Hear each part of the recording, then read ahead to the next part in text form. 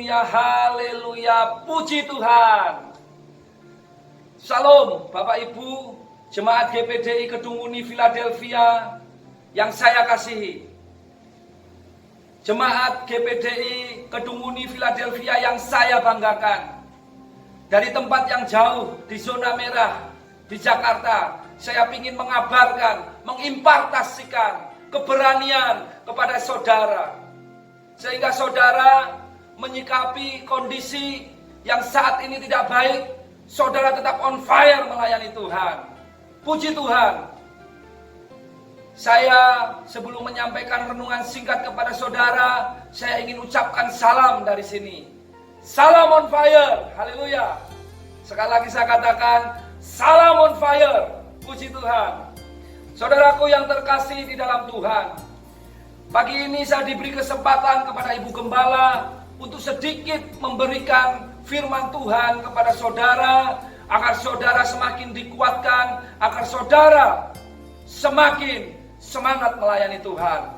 Walaupun kondisi saat ini tidak mendukung, sedang tidak baik, tetapi sebagai anak-anak Tuhan yang on fire, kita harus tampil beda. Haleluya. Nah saudara, saya kembali akan ingatkan saudara di dalam 2 Korintus pasalnya yang keempat, ayatnya yang ke-18.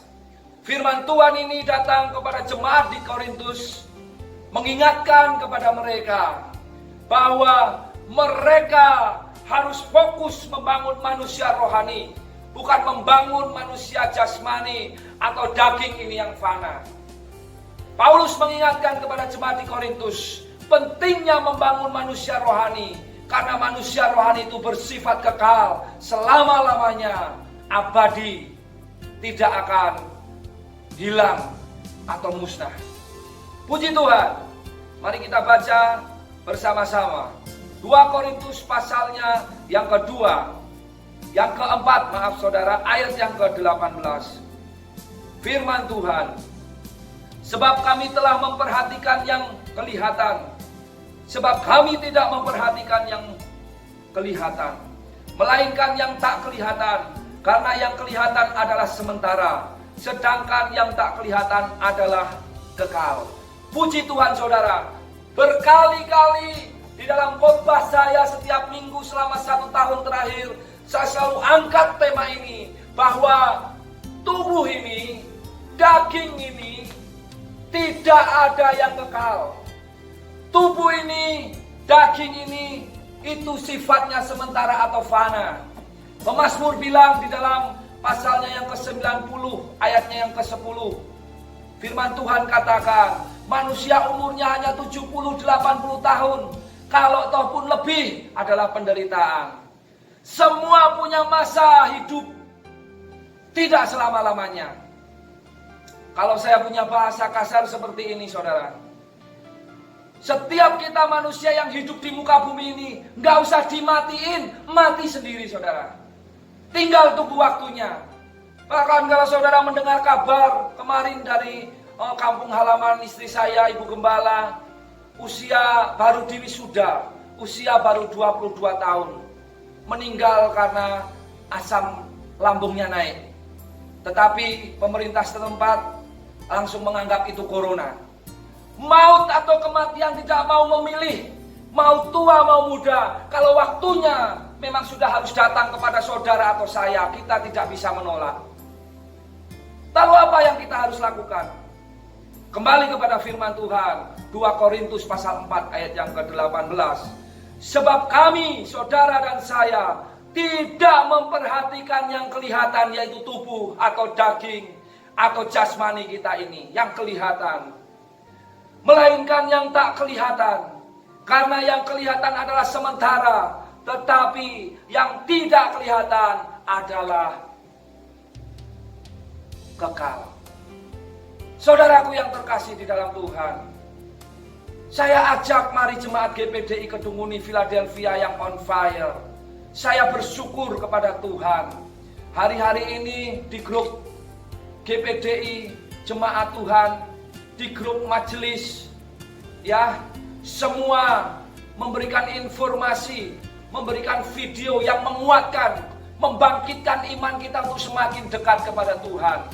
Sudah tidak ada lagi yang mengirim video, sudah tidak ada lagi yang mengirimkan artikel yang menakutkan, yang menggoncang iman kita. Sehingga saudara yang terkasih di dalam Tuhan, tanpa sadar kadang kita tergeser kepercayaan kita kepada Tuhan, bahwa Allah kita lebih besar daripada COVID-19 yang sekarang sedang mewabah di seluruh dunia. Saudaraku, kabar baiknya saudara, kalau saudara fokus membangun manusia rohani saudara, saudara fokus hanya memberi makan, yaitu roh kita yang tidak kelihatan ini, dengan cara bagaimana? Baca firman Tuhan, berdoa, menyembah Tuhan.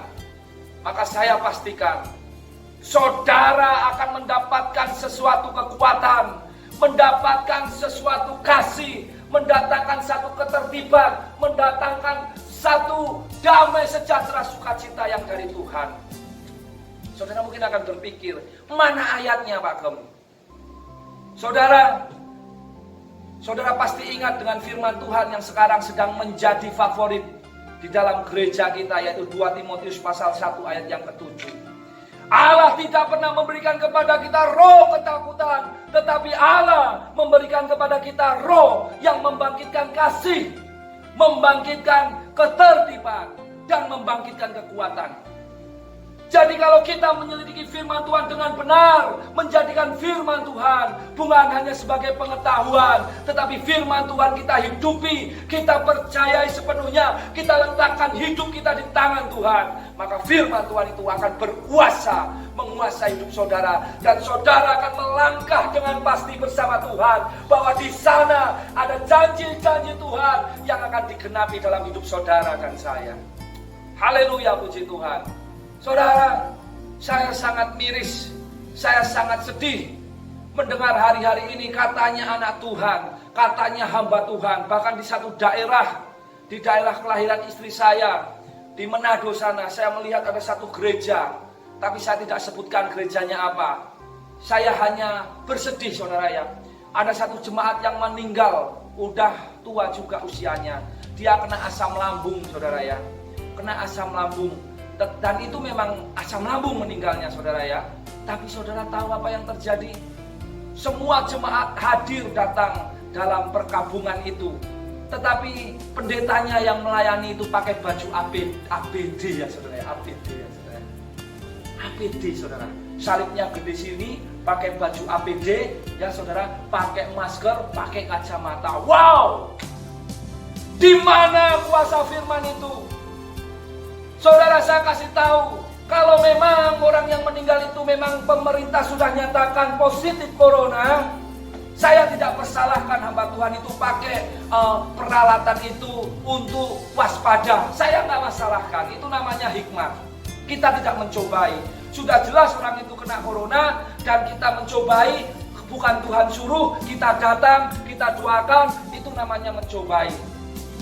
Tetapi kalau udah jelas orang itu sakitnya karena lambung, terus alasan waspada, semua jemaat yang hadir tidak mengenakan baju pengaman APD itu dan dia sendiri, kan jadinya lucu saudara. Saudara yang terkasih dalam Tuhan, kembali di 2 Korintus pasal 4 ayat 18. Firman Tuhan katakan, Paulus memberikan contoh kepada jemaat di Korintus. Dia tidak memperhatikan yang kelihatan. Maut sudah dekat dengan dia, sudah menjadi teman sehari-harinya. Diancam mau dibunuh dan lain sebagainya. Tapi Paulus tidak memperdulikan jasmaninya, yang pasti juga akan kembali kepada tanah. Tetapi dia lebih mementingkan untuk apa saudara? Untuk memperjuangkan yang tidak kelihatan, yaitu rohaninya, yaitu hubungannya dengan Tuhan. Karena dia tahu di dalam Tuhan ada kepastian, di dalam Tuhan ada harapan.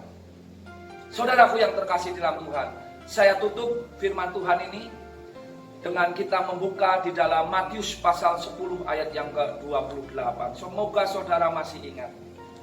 Semoga saudara menyikapi pandemi COVID-19 ini tidak terlalu berlebihan. Saudara harus tampil beda. Saudara ini anak raja. Saudara ini orang-orang percaya yang diberi kuasa sama Tuhan. Kalau memang saudara ini andai kata Tuhan izinkan kena COVID-19, tolak dalam nama Yesus. Tetapi memang Tuhan belum izinkan saudara meninggal, sembuh saudara. Karena hidup mati kita di tangan Tuhan. Tetapi kalau saudara mau memprotek tubuh ini sedemikian rupa, tapi memang Tuhan izinkan saudara harus mati pada waktu itu. Nggak usah kena COVID-19 saudara, kesandung mati aja bisa. Saudara makan kesedak mati juga bisa. Saudaraku, kembali saya ingatkan, tubuh sementara. Daging ini fana saudara. Nggak usah saudara jaga. Nggak usah saudara terlalu berlebihan sampai melupakan yang seharusnya saudara perjuangkan, yaitu roh kita agar tetap terkoneksi dengan Tuhan. Itu mati sendiri. Tinggal tunggu waktunya. Makanya saya sampaikan firman ini, maaf agak keras. Tapi agar saudara mengerti. Jangan salah memperjuangkan. Karena firman Tuhan katakan di dalam Matius pasalnya yang ke-10 ayat yang ke-28. Saya bacakan buat saudara. Dan janganlah kamu takut kepada mereka yang dapat membunuh tubuh, tetapi yang tidak berkuasa membunuh jiwa. Haleluya, puji Tuhan. Takutlah terutama kepada Dia yang berkuasa membinasakan baik jiwa maupun tubuh di dalam neraka. Saudaraku yang terkasih di dalam Tuhan, andai kata sekarang ada yang terjadi kabar ya saudara, oh hamba Tuhan, ada yang terkena COVID-19 dan dia akhirnya meninggal dunia, kira-kira masuk kemana Pak Gem? Saya kasih tahu kepada saudara, selama hamba Tuhan atau anak Tuhan itu mati tetap berpegang percaya, mati di dalam Tuhan, tubuh memang pasti mati, tapi rohnya bersama Bapa di surga. Jadi saudara jangan pernah menghakimi orang yang matinya ketabrak, matinya jatuh, ya, matinya celaka, matinya karena COVID, pasti itu adalah musibah, itu adalah hukuman. Belum tentu. Tuhan izinkan karena Tuhan yang berdaulat atas hidup mati kita. Jadi kalau saudara saat ini hanya fokus memperjuangkan tubuh ini sehingga saudara tidak seperti yang kita telah dengar Yesaya pasal yang ke-60 tidak menjadi terang. Saudara jadi egois, egosentris, mikirin diri sendiri. Saudara tidak jadi sulatan Kristus yang terbuka. Terus saudara harus mati. Dan saudara tidak berbuah bagi Tuhan. Saudara mau kemana? Hanya saudara yang bisa menjawab. Selagi kita masih hidup, pergunakanlah waktu yang ada itu untuk memuliakan nama Tuhan. Fokus membangun manusia rohani. Maka buah yang saudara akan hasilkan itu ada di dalam Galatia pasal yang ke-5. Apa itu saudara? Ada kasih, ada sukacita, ada damai sejahtera, kelemah lembutan, penguasaan diri. Jadi COVID-19 boleh datang, tapi kehidupan saudara melayani Tuhan, kehidupan saudara mengasihi sesama, kehidupan saudara untuk jiwa-jiwa tidak terpengaruh oleh COVID-19. Karena ada Tuhan yang lebih besar menyertai saudara dan saya. Haleluya. Puji Tuhan. Saya akan akhiri ibadah renungan singkat saya ini pagi ini, biar kiranya saudara mengerti bahwa yang saudara perjuangkan bukan tubuh yang fana, tapi roh saudara kekal selama-lamanya. Tuhan Yesus memberkati.